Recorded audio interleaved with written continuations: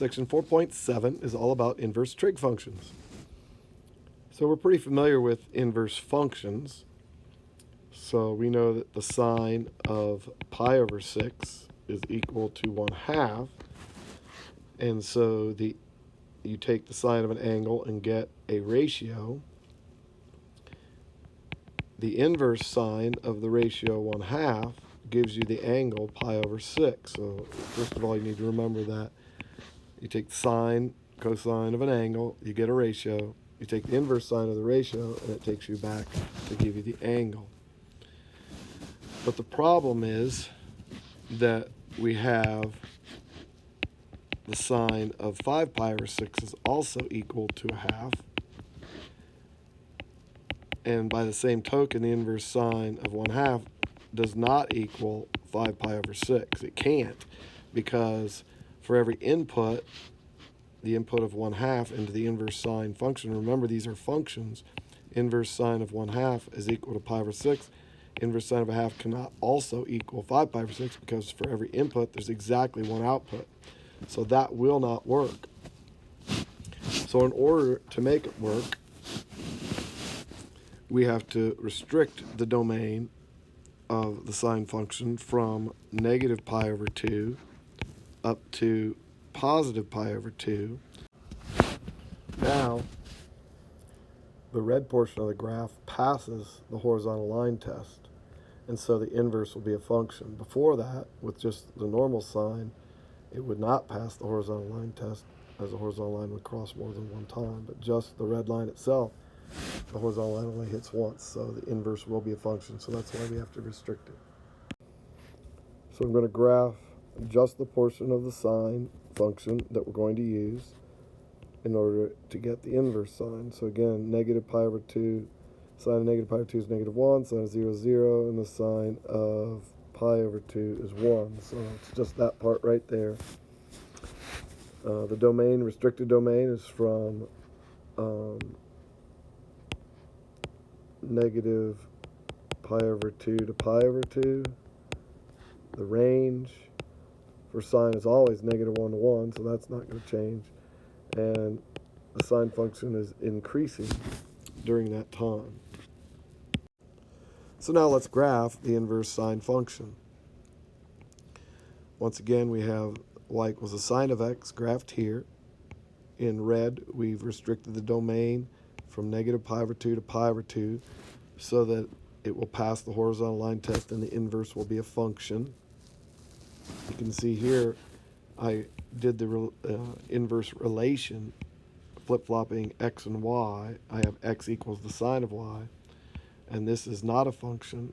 This relation would look like this, and of course the part from negative pi over 2 to pi over 2 is in red, and that's what your inverse sine function is going to be looking like, just that part of it.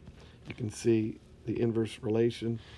It doesn't pass the vertical line test. It's not a function. For the same reason, didn't pass the sine function, didn't pass the horizontal line test, so the inverse is not a function. So let's go ahead and graph this thing. We have the point negative pi over 2, -1 on the sine function. So it's going to be -1, negative pi over 2 on the inverse, 0, 0, and 1 pi over 2, because it's pi over 2, 1 on the sine function. So we will look at those points, -1, negative pi over 2, 0, 0, and +1, positive pi over 2. Those are the 3 points. That's all we really need. There's space here. You could put in, radical 2 over 2, which is 0.707, would be, and that would be negative, and this would be negative pi over 4, and positive 0.707, which is radical 2 over 2, and that's going to be positive pi over 4. But I'm not going to even really bother to plot those.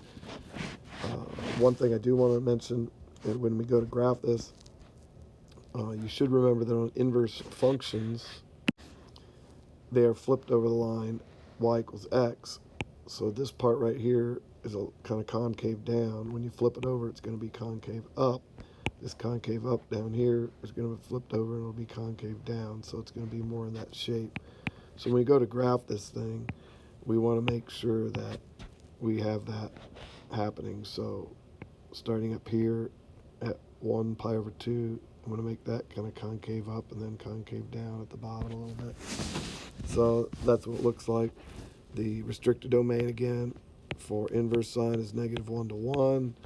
The range is -pi/2 to pi/2, and the function is increasing on its domain.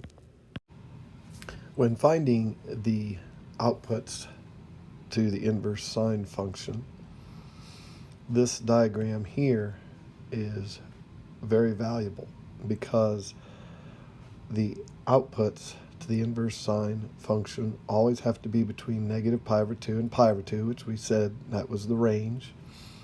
But this diagram is helpful because when you have to pick out the angle, it's just helpful just to kind of to vision this, or maybe even jot this down on your paper. And of course, the reason in the interval from 0 to 2 pi, there's more than one angle in which the sine is equal to -radical 3/2. So when I want to take the inverse sine of -radical 3/2, you have to be careful because there's more than one answer in which the sine equals -radical 3/2. You have to pick the right one, and of course that right one has to be in between -pi/2 and pi/2. So let's take a look.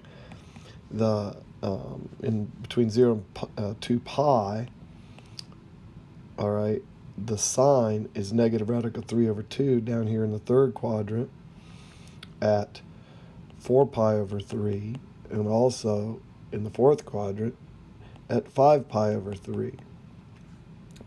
Okay, well, guess what? We're not using either one of those, are we?